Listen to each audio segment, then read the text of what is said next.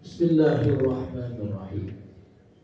Assalamualaikum warahmatullahi ta'ala wabarakatuh.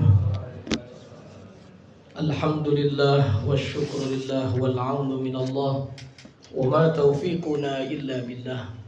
Wassalatu wassalamu ala afdali khalqillah Sayyidina Muhammadin ibni Abdillah wa ala alihi wa sahbihi wa man ihtada bihudah wa ba'd.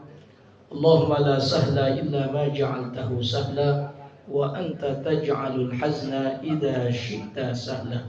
Rabbi syrah li sadri wa yassir li amri wahlul 'uqdatam bil lisani yafqahu qawli. Hadratal mukarramin jamaah Masjid Al-Mukarramin yang mudah-mudahan selalu dalam lindungan Allah Subhanahu wa taala, selalu dalam limpahan rahmat dan maghfirah Allah Subhanahu wa taala, selalu dalam bimbingan Rasulullah sallallahu alaihi wasallam. Alhamdulillah, siang hari ini Allah mendudukkan kita di taman-taman surganya di dunia.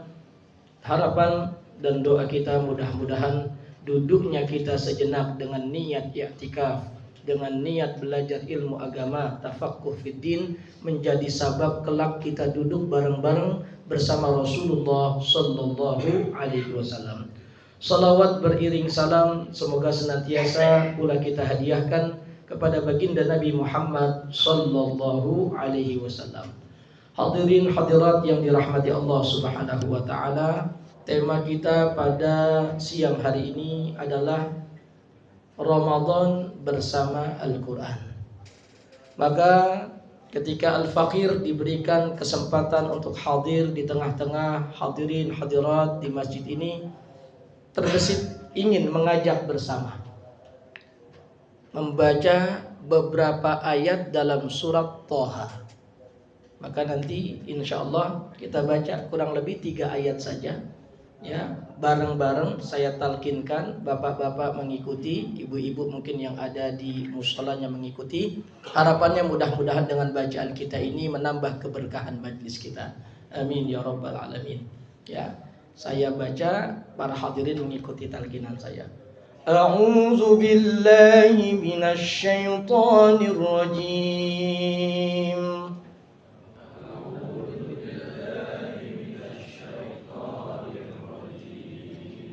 Bismillahirrahmanirrahim.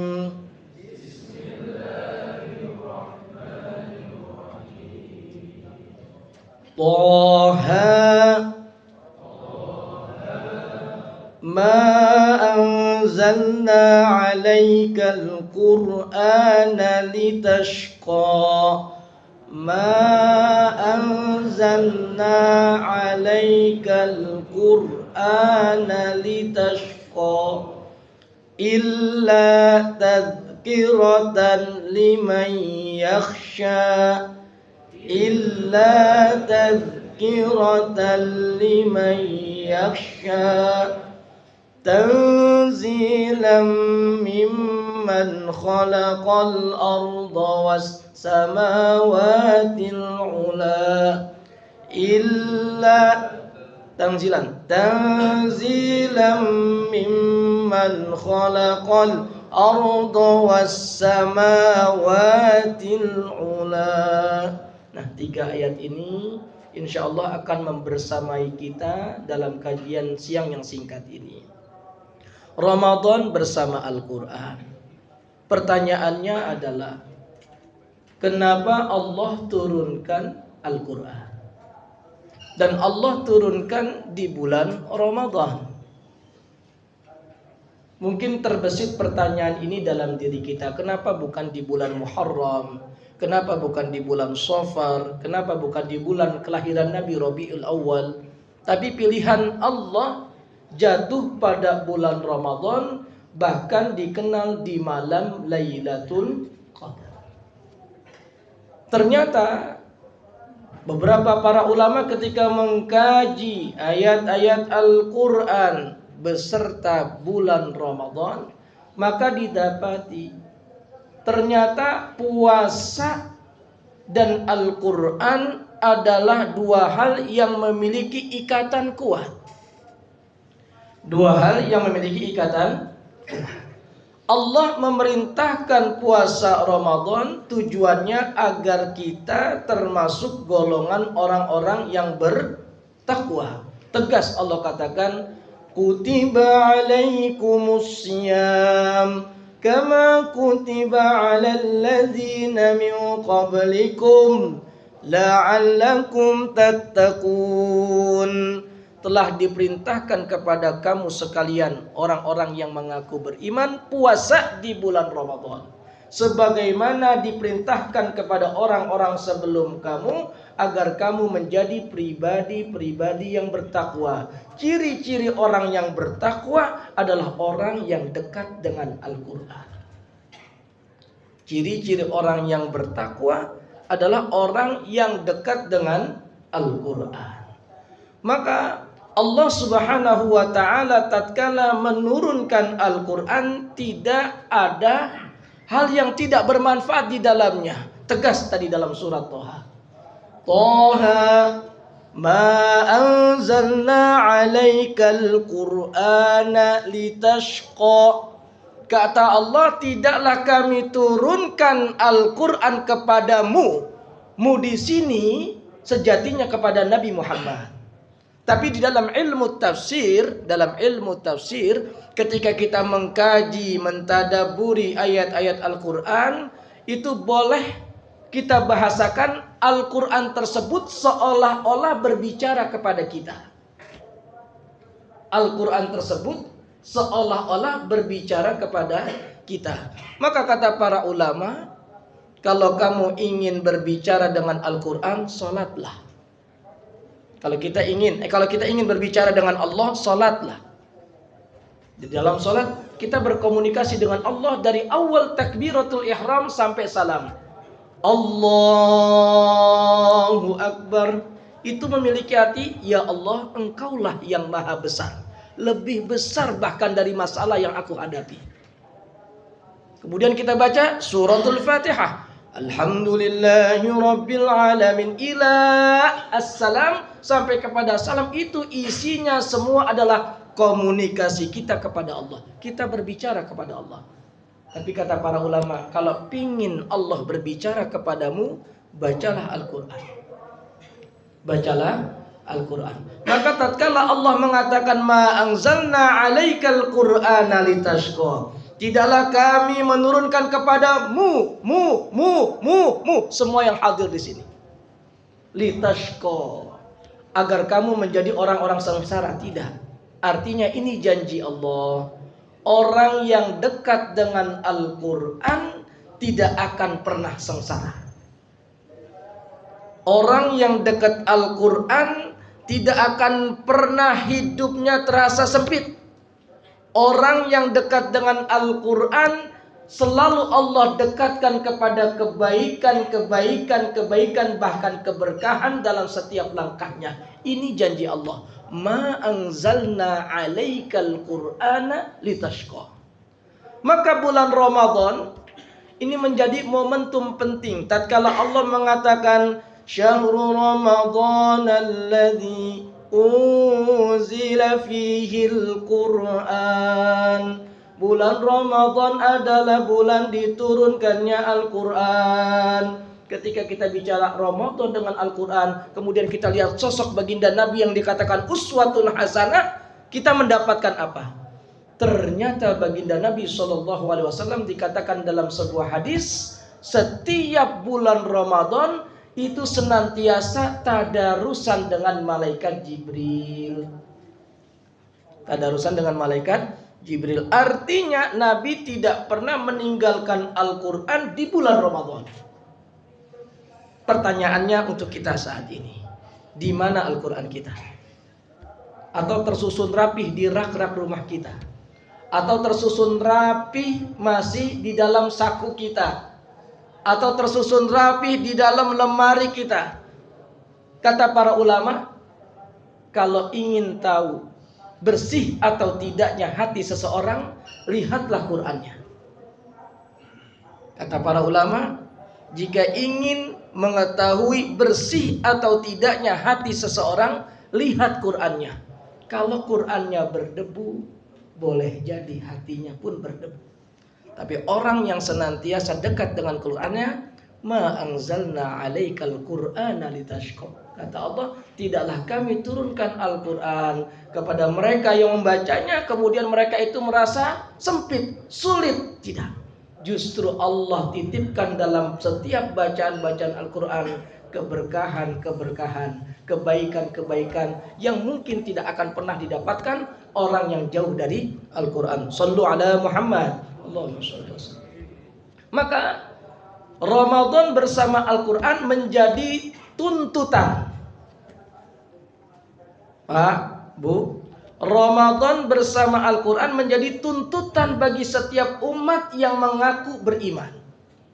Kalau sudah masuk bulan Ramadan, Qur'annya masih tidak tersentuh, apalagi sudah masuk ke hari ke-12 ini, maka perlu dipertanyakan keimanannya. Bukankah Allah menegaskan, walladzina amanu asyaddu hubban lillah. Orang yang ngaku beriman pasti akan selalu cinta betul-betul kepada Allah. Kalau Qur'annya ada di pojokan, kira-kira Tuhannya ada di mana? Kalau Qur'annya masih tertutup, kira-kira Tuhannya ada di mana? Maka bulan Ramadan harus kita bersamai Al-Quran. Bagaimana para ulama kita terdahulu ini dalam kitab At-Tibyan fi Adab Hamalatil Quran karangan Imam An-Nawawi. Kita malu, Pak, kalau baca kitab ini, Pak. Kenapa kita malu? Di sini bagaimana Utsman bin Affan menghatamkan Al-Quran dalam 1 rakaat. Para a'immah, Imam Az-Zuhri menghatamkan Quran antara maghrib ke isya. Allah, kita dikasih waktu 30 hari di bulan Ramadan, boro-boro megang Qur'annya kadang. Terasa berat.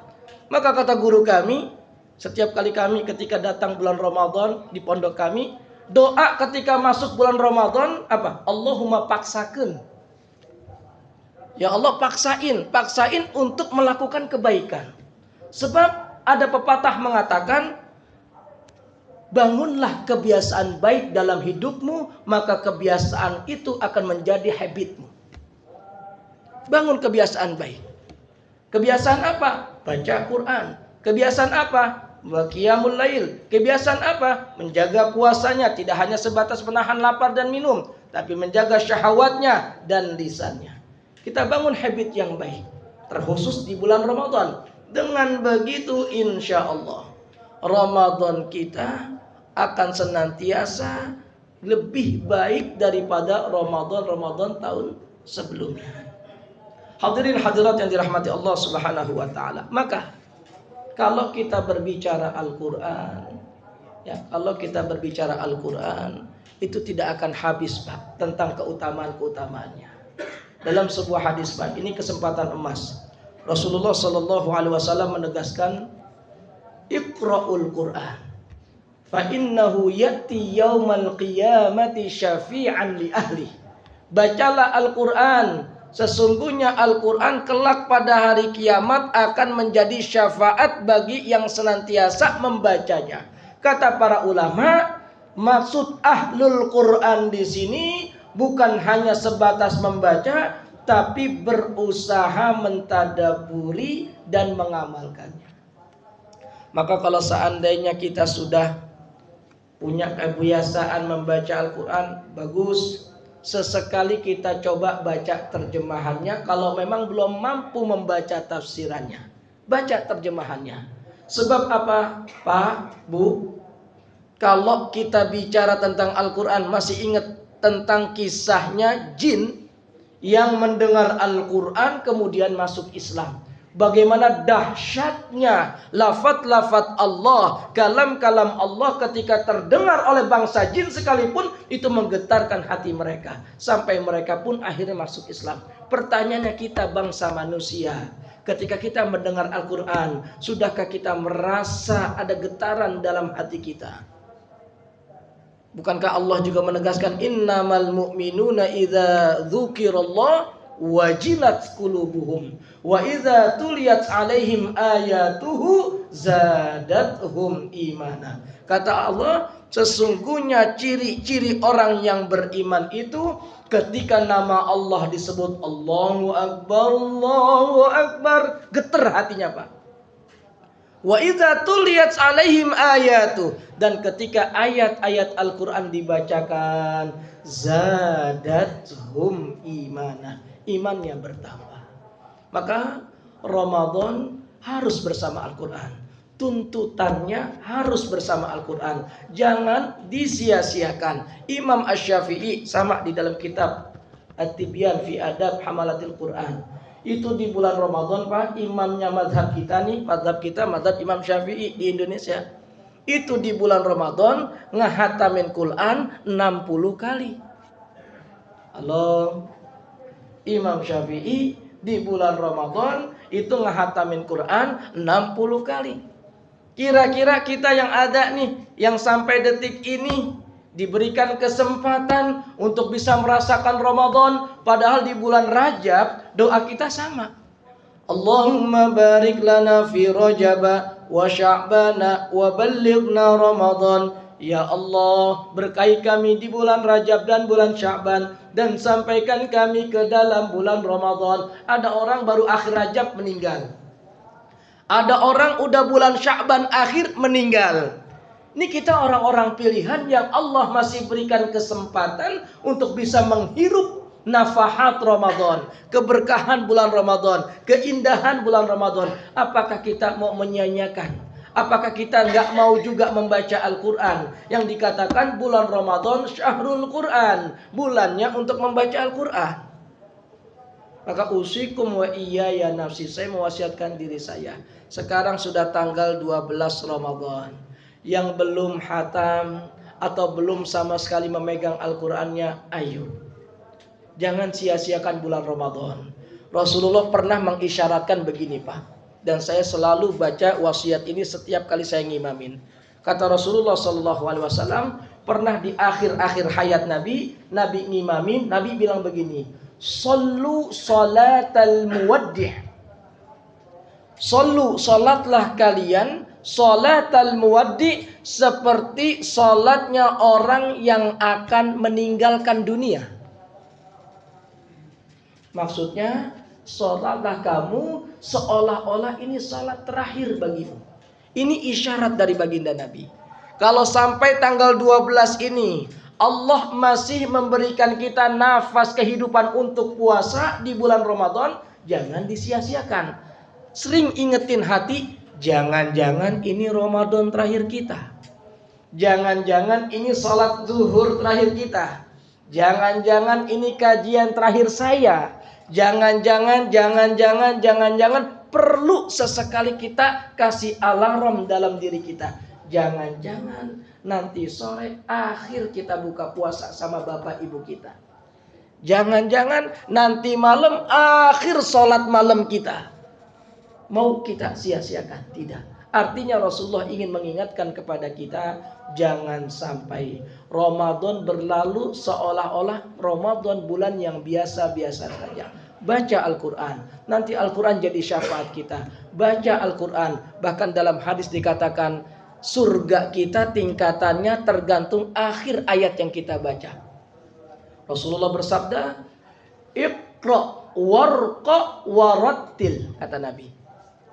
Bacalah Al-Quran, kemudian naiklah tingkatan kamu, kemudian bacalah dengan tartil. Kenapa? Fa inna manzilataka inda ayatin qara'taka kunta taqra'uha fid dunya. Sesungguhnya nanti derajatmu di surganya Allah tergantung akhir ayat yang dibaca di alam dunia. Kira-kira kalau ditanya sama Allah, kemarin juz berapa? Surat apa? Atau jangan-jangan kita nggak bisa menjawabnya? Atau jangan-jangan Al-Quran malah melaknat kita? Dalam sebuah hadis Nabi mengingatkan, Al-Quran hujjatun laka au alaika. Al-Quran hujjatun laka, itu bisa menjadi penolongmu kelak di akhirat atau bisa menghujatmu. Kenapa Ustadz kok kita dihujat Al-Quran? Karena kita tidak membacanya, boro-boro mengamalkannya. Shallu ala Muhammad. Maka ini tinggal 10 menit lagi. Tadi saya juga izin sama Pak Gondo, jika mungkin di antara para sahabat, hadirin hadirat yang punya pertanyaan seputar Ramadan atau seputar Al-Quran, bisa mungkin bertanya dalam 10 menit terakhir ini. Kalaupun tidak ada, mungkin saya cukupkan. Saya ingin mewasiatkan diri saya dan semuanya, yuk kita sama-sama membuka Al-Quran. Siapa lagi yang akan membuka kalau bukan kita? Al-Quran yang kita baca, ayatnya kembali kepada kita. Allah menegaskan, orang yang dekat dengan Al-Quran gak akan pernah sengsara. Bapak sesulit-sulit apapun, Bapak pergi sholat 2 rakaat, kemudian baca Al-Quran. Setelah baca Al-Quran, doa, ya Allah, dengan sholatku dan bacaan Al-Quranku, tolong mudahkan urusanku. Insya Allah, dengan keimanan yang sesungguhnya, Allah akan bukakan pintu-pintu kebaikan. Ya, ini saja. Kalau seandainya memang ada pertanyaan, monggo, mungkin di antara para hadirin hadirat yang ingin bertanya. Nah, ada pertanyaan mungkin seputar puasa, seputar sholat tarawih, mungkin pernah mengalami sesuatu. Ya, kalau memang ada pertanyaan, monggo. Kalau memang tidak ada, kita cukupkan. Ada? Kadang jadi pertanyaan jadi ilmu buat semuanya. Ya. Pak Haji Gondo, saya doain dah Pak Haji Gondo, amin. Tahun ini haji. Sholat tarawih di sini berapa rakaat? 11 rakaat. Formasinya berapa? 22, 22, 44. Nah, itu nggak ada yang nanya, Ustaz, sholat 44 ada dalilnya nggak? Ayo. Sholat 4-4-3 udah kayak formasi Persija ya. Ayo. Ya. Dua-duanya ada hadisnya. Dalam satu riwayat, baginda Nabi SAW menegaskan, kata para ulama, kata para sahabat, sholla arba'an arba'an. Nabi sholatnya itu 4-4. Ya, 4-4. Tapi dalam hadis lain Nabi menegaskan, qiyamul laili masna masna. Sholat malam hari itu biasanya dikerjakan 2 rakaat, 2 rakaat. Terus yang dilakukan di sini salah? Enggak salah. Karena Nabi juga pernah melakukannya. Tapi afdolnya 2. Seperti itu. Ini terkait sholat tarawih. Jumlah rakaatnya, Nabi memang dalam riwayatnya tidak pernah lebih dari 11 rakaat. Itu bersama witir. Atau 13 rakaat. Dua-duanya betul. Zaman Umar baru sampai 20 rakaat tarawih, 3 witir. Setelah itu sampai zaman kita. Bahkan di tengah-tengah itu Imam Malik Ahlul Madinah pada saat itu sholat tarawihnya 36 rakaat. Kalau sekarang masih ada yang mempermasalahkan bid'ah atau enggak bid'ah, yang paling bid'ah Imam Malik 36 rakaat. Tapi beliau punya sebab kenapa Ahlul Madinah pengen sholatnya sampai 36 rakaat. Karena iri dengan orang-orang di kota Mekah.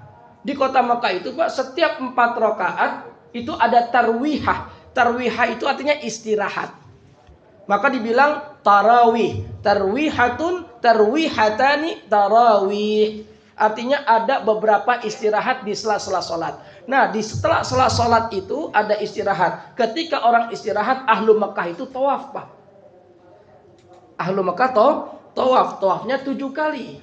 Maka ketika orang-orang Mekah ada tawafnya, diganti sama Ahlul Madinah dengan menambah rakaat supaya nggak kalah pahalanya dengan Ahlu Mekah. Shallu ala Muhammad. Maka kalau ada yang bertanya, Ustadz, boleh nggak memperbanyak ibadah lebih banyak daripada Rasulullah? Lebih banyak dari yang dituntunkan Rasulullah. Sedikit informasi, Pak. Ada kitab Al-Iktsar, Allahumma sholli ala Muhammad, punya Imam Al-Labnawi. Sebentar, saya lupa di nama kitabnya. Ala anna al-iktsar min at-ta'abbud laisa bid'ah, laisa bid'ah. Di situ dikatakan dalam kitab tersebut bahwasanya memperbanyak amalan ibadah itu tidak dalam kategori bid'ah. Contoh, Bapak, dalam kitab Hilyatul Auliya karangan Imam Abu Nuaim Al-Asbahani dijelaskan bahwasanya Abdullah bin Ahmad bin Hambal bercerita, bapak saya, berarti bapaknya siapa? Anaknya Abdullah, berarti bapaknya Ahmad bin Hambal, salah satu imam madhab yang 4, Imam Ahmad bin Hambal, itu sholat dalam satu hari satu malam 300 rakaat. 300 rakaat. Kebayang nggak? Nama kitabnya, alhamdulillah Allah ingatin saya. Iqamatul Hujjah ala anna al-ikthar minat ta'abbud laysa bid'ah, karangan Imam Abdul Hayy Al-Laknawi dari Lucknow, India. Itu buat kitab khusus, Pak, tentang bantahan kepada orang-orang yang gampang menuduh bid'ah hanya karena amalan itu banyak. Di situ jelaskan Imam Ahmad bin Hambal, imannya Ahlussunnah wal Jamaah, salat satu hari satu malam 300 rakaat salat sunnah. Kita salat sunnah berapa kali, Pak? Berapa rakaat, Pak? Bahkan diceritakan ketika beliau sakit, bapaknya sakit, salatnya itu berapa? 150 rakaat. Masih ratusan, Pak. Kita tahajud 2 rakaat aja berat banget kayaknya. Duha 2 rakaat kayaknya berat banget. Padahal bisa bangun malam 2 rakaat 1 witir. Udah formasinya 2-1. Dapat pahala tahajud. Duhanya sebelum berangkat ke kantor jam 7 misalnya atau jam 8. Bangun jam 7, ambil wudhu, sholat 2 rakaat. Sunnah duha. Dapat pahala duha. Tapi kenapa terasa berat? Lagi-lagi karena belum dipaksakan. Kalau sudah dipaksakan nanti akan terbiasa. Kalau sudah terbiasa insya Allah akan menuntun kita kepada keriduan Allah Subhanahu wa ta'ala. Maka di situ Imam Ahmad bin Hambal sholatnya 300 rakaat. Pertanyaannya dalilnya apa? Kata para ulama, ingat nggak Aisyah pernah menegur baginda Nabi SAW tatkala sholat malam sampai kakinya bengkak. Kebayang nggak, Pak, kenapa Nabi kakinya bengkak? Kata para ulama, boleh jadi Nabi sholatnya dengan rakaat yang banyak. Tapi pendapat yang paling rajih, karena Nabi kalau sholat malam itu bacaannya panjang. Maka kalau mengikut sholatnya Nabi, Pak, Nabi pernah sholat dalam 1 rakaat bacanya Al-Baqarah, Ali Imran, Al-Ma'idah. Kebayang apa? Al-Baqarah berapa ayatnya? 286. Tambahin Ali Imran, tambahin Al-Ma'idah. Itu sholatnya baginda Nabi Sallallahu Alaihi Muhammad. Kita kadang masih pilih-pilih. Imamnya siapa? Oh, si fulan. Wah, jangan dia dah, bacaannya Waqiah. Imamnya siapa? Si fulan. Wah, terkenal nih Imam Kulhu. Nah, kalau Imam Kulhu baru kita di belakang itu. Ya. Hakada. Dua-duanya punya fadilah, punya keutamaan, Nggak ada yang rugi. Orang yang sholat berjamaah. Yang salah siapa? Yang nggak sholat. Apalagi itu sholat wajib, dosa. Hakada. Maka usikum wa iyaya nafsi, ini tinggal 2 menit lagi. Kalau memang tidak ada pertanyaan, saya ingin mengingatkan bulan Ramadan ini bulan di mana kita memperbanyak amalan kebaikan kita dengan iringan doa. Mudah-mudahan kalaupun ini Ramadan terakhir kita, mudah-mudahan menjadi saksi-saksi atas kebaikan kita yang kita hadirkan di hadapan Allah Subhanahu wa taala. Nah, terkait salat tarawih tadi, 4-2 boleh, afdolnya 2-2, 4-4 boleh. Salat witir ini sesekali boleh, Pak, gondok dipraktekin. Ini sunnahnya Nabi. Salat witirnya Nabi, kata para ulama, dengan 2 cara. Bil wasli wal fasli. Bil wasli artinya digabung. Ini jarang-jarang. Biasanya di masjid-masjid itu 2-1. Bil fasli, dipisah. 2 rakaat witir baru 1. Dipisah. Tapi Nabi pernah bil wasli. Bil wasli itu artinya digabung langsung 3 rakaat. Dan sekedar informasi, kalau kita buka bab fikih salat witirnya Nabi paling banyak salat witir 11 rakaat. Mau praktek Pak Gondo, paling dihujat sama jemaah, ada-ada aja. 11 rakaat ya. Padahal ya Nabi melakukan itu. Tapi kita jangan. Kata para ulama berdasarkan hadis Nabi, kalau kita jadi imam, lihat siapa makmum kita. Jangan ngada-ngada. Dah, kalau emang kebiasaannya 3, jangan ditambah-tambahin. Nah, yang 3 ini sesekali kata para ulama dengan 2 cara. Bil wasli. Bil wasli bagaimana? Gabung langsung 3 rakaat. Caranya bagaimana? Caranya jangan ada tahiyat pertama. Kata Nabi SAW berkata Nabi, jangan kamu samakan sholat witir yang 3 dengan sholat maghrib. Maka kata para ulama, bedainnya bagaimana? Tidak ada tahiyat awal. Tahiyat ula nggak ada. Maka langsung Allahu Akbar, bangun, Allahu Akbar, bangun, Allahu Akbar, tasyahud akhir, kemudian salam. Nah, terakhir, Ustaz, dalam sholat ada rukun qauli. Naam, rukun yang wajib diucap. Pertama, takbiratul ihram, mengucapkan takbiratul ihram. Kedua, baca Fatihah. Ketiga, baca tasyahud. Baca tasyahud, Pak. Asyhadu at-tahiyat sama tasyahud tuh. Yang keempat, baca salawat Nabi. Nah, itu yang salat tarawihnya cepat tuh baca salawat Nabi gimana? Ini saya kasih tahu, Pak. Salawat kepada baginda Nabi, perbedaan pendapat di antara para ulama. Mazhab kita Imam Syafi'i, salawat kepada Nabi rukun qauli, artinya wajib diucapkan. Bagaimana mengucapkannya? Paling pendek, Allahumma sholli ala Muhammad wa ala ali Muhammad. Assalamualaikum warahmatullahi. Assalamualaikum. Boleh. Paling lengkapnya salawat Ibrahimiyah yang sering kita baca. Allahumma sholli ala Muhammad wa ala ali Muhammad kama shallaita ala Ibrahim wa ala ali sayyidina Ibrahim. Pakai sayyidina enggak pakai sayyidina, boleh dua-duanya. Jangan saling menyalahkan. Dua-duanya betul. Ya, yang Nabi ajarkan tanpa sayyidina. Iya, karena Nabi ngajarin tawadhu. Kita nyebut Nabi malu. Nyebut direktur aja pakai nama orangnya aja nggak pakai Pak, enak nggak? Coba manggil guru kita, Ismail mau kemana? Enak nggak? Paling Ustadz Ismail, pakai Ustadz. Nggak mungkin kita manggil orang dengan namanya. Ta'ziman, kita menghormati dia. Maka orang-orang ulama kita ngajarin nyebut Nabi Muhammad pakai Sayyidina. Boleh, nggak pakai Sayyidina kagak ngapa-ngapa. Yang salah, yang kagak sholat, gitu. Ya, jadi intinya tahiyat akhir kita salawatnya boleh sampai Allahumma sholli ala Sayyidina Muhammad wa ala ali Sayyidina Muhammad. Assalamualaikum warahmatullahi wabarakatuh. Sah. Ini yang menjadi rukun qauli dalam mazhab Imam Syafi'i. Dan yang kelima adalah salam. Assalamualaikum warahmatullahi. Itu yang rukun salam pertama. Salam kedua enggak rukun. Nah, saya pernah ditanya, Ustaz, ketika kita salam, hukum menjawab salam wajib. Yang jawab salam kita lagi sholat siapa? Ayo Pak, kira-kira Pak, Ustaz kan siap jemaah nih. Assalamualaikum warahmatullahi. Yang jawab salam kita siapa? Kan hukum menjawab salam wajib. Dikatakan oleh para ulama yang menjawab salam kita adalah para malaikat. Shallu ala Muhammad. Ini saja, mohon maaf atas segala khilaf kalau memang waktunya terpakai sampai 2 menit. Mudah-mudahan yang singkat ini bermanfaat. Kita tutup dengan baca suratul Fatihah. Mudah-mudahan ya Allah senantiasa. Ini jamnya betul kan ya? Oh, kecepatan dikit ya. Ada pertanyaan mungkin? Kalau enggak, oh ya silakan Pak. Keutamaan ini zakat fitrah yang paling utama gimana? Keutamaan zakat fitrah. Nah, ini perlu saya sampaikan. Bismillah, mudah-mudahan jadi ilmu kepada semuanya. Pak, Bu, pertama, satu-satunya zakat yang diwajibkan kepada siapapun, zakat fitrah. Sampai budak wajib mengeluarkan zakat fitrah.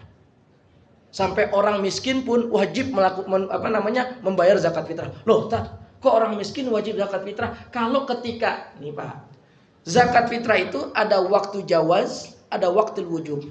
Waktu jawaz adalah waktu untuk boleh mengeluarkan zakat. Kapan? Dari awal Ramadan udah boleh Pak. Sekarang Bapak ngeluarin zakat fitrah, boleh. Saya ngeluarin zakat fitrah, silakan.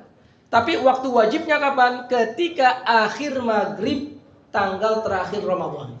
Anggap Ramadan terakhir kita tanggal 30. Maka di akhir itu Bapak udah masuk waktu wujub, waktu wajib mengeluarkan zakat fitrah. Kapan waktu terakhirnya? Sampai sebelum sholat Id.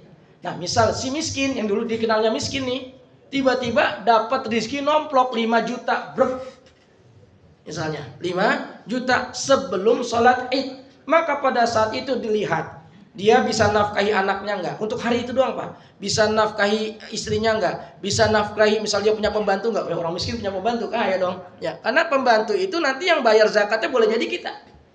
Kalau memang dalam tanggungan kita. Maka pada saat itu ketika hartanya ketika dikurang A, dikurang B, dikurang C untuk nafkah mereka semuanya, masih ada sisa kurang lebih 30.000 misalnya. Karena Bapak Ibu zakat fitrah itu 2,75 gram. Atau kita buletin 3 kilo. Anggaplah beras yang harganya standar 10.000. Berarti harganya berapa? 30.000. Kalau duitnya ada 30.000 maka kena zakatnya. Kalau lebihnya ada 30.000 maka ada zakatnya. Dari uang 5 juta tadi misalnya. Misalnya untuk anak aman hari ini. Untuk istri aman hari ini. Untuk yang kita nafkahi aman hari ini. Sisanya 2 juta. Lebih nggak? Dari 30.000. Maka kita bayarin tuh. Anak ada berapa? Ada 5. 30.000 kali 5 berapa? 150.000. Udah keluarin. Ustadz, boleh bayar zakat pakai uang? Boleh. Untuk memudahkan, sebagian ulama fikih Syafi'iyah membolehkan. Afdolnya beras, iya. Ustadz, boleh nggak panitia zakat fitrah jualan beras? Boleh. Dan dalam hadis sebenarnya tidak ada istilah panitia zakat fitrah. zakat fitrah itu dibagi langsung kepada mustahiknya. Langsung bapak punya beli beras nih misalnya ke warung. Bang, beli berapa? 5 kilo. 5 kilo. Ya udah beli 5 kilo. Batasannya berapa sebenarnya? Cuma 3 kilo. Bapak beli 5 kilo. Boleh, kasih langsung. Siapa tetangga bapak yang kira-kira nggak mampu? Oh dia kasih. Bu, ini zakat fitrah saya. Langsung. Hukum asalnya seperti itu. Dikasihnya di akhir Ramadan sebelum sholat Idul Fitr. Tapi para ulama memperbolehkan dari awal Ramadan, monggo. Yang ingin membayarkan zakatnya, dibayarkan. Nah, kira-kira menjawab itu. Nah, alhamdulillah. Ada yang lain mungkin? Kalau tidak ada, kita cukupkan. Ya, barakallahu fikum. Yang penting zakat fitrah jangan sampai nggak bayar, Pak. Bagaimana hukumnya kalau orang nggak bayar zakat fitrah padahal dia mampu? Zakat fitrah itu seperti hutang kepada Allah. Maka tetap dalam tanggungan kita. Ketika kita punya kewajiban bayar dan kita belum bayar, maka wajib diqadha. Wajib diqadha. Nanti pahalanya dapat pahala apa? Ikhtalafa fil ulama. Ulama beda pendapat. Ada yang mengatakan hanya dapat pahala sedekah, ada yang mengatakan tetap dapat pahala zakat fitrah. Wallahu taala ala wa alam. Semua pahala urusan Allah. Yang jelas kalau ada orang mampu mengeluarkan zakat fitrahnya tapi pura-pura nggak mampu, atau malah sengaja nggak mau bayar zakat fitrahnya, maka itu akan menjadi utang-utang dia di hadapan Allah Subhanahu wa taala. Waliyadzubillah. Saya kira cukup kita baca suratul Fatihah. Ya mudah-mudahan Allah membuka yang baik-baik untuk kita, menutup yang buruk-buruk dari kita. Allah menjaga keluarga kita, Allah menjaga guru-guru kita, Allah menjaga anak-anak kita menjadi anak-anak yang soleh-solehah, yang alim-alimah, yang nafi'ah, yang kaya dermawan ahli sedekah. Mudah-mudahan Ramadan ini menjadi Ramadan terbaik dalam hidup kita. Kita bisa mengisinya dengan Al-Quran, bisa mengamankan Al-Quran, bisa menerapkan Al-Quran dalam kehidupan kita. Ala hadhihi niyah wa ala kulli niyatin salihah. Wa ila hadratin Nabil Mustafa Rasulillah sallallahu alaihi wasallam. Al-Fatihah. A'udzu billahi minasyaitonir rajim. Bismillahirrahmanirrahim. Alhamdulillahi rabbil alamin. Arrahmanir rahim. Maliki yaumiddin. Iyyaka na'budu wa iyyaka nasta'in. Ihdinas siratal mustaqim. Siratal ladzina an'amta 'alaihim ghairil maghdubi 'alaihim waladdallin. اللهم بحق الفاتحة وبسر الفاتحة وبكرامة الفاتحة وبمعجزة الفاتحة وبحق من أنزل إليه الفاتحة تقبل منا إنك أنت السميع العليم وتب علينا إنك أنت التواب الرحيم. بارك اللهم في شهر رمضان، بارك اللهم لنا في شهر رمضان، بارك اللهم لنا في شهر رمضان وأعنا فيه على الصيام والقيام وقراءة القرآن. ربنا آتنا في الدنيا حسنة وفي الآخرة حسنة وقنا عذاب النار والحمد لله رب العالمين. آمين يا الله يا رب العالمين. السلام عليكم ورحمة الله وبركاته. بسم الله.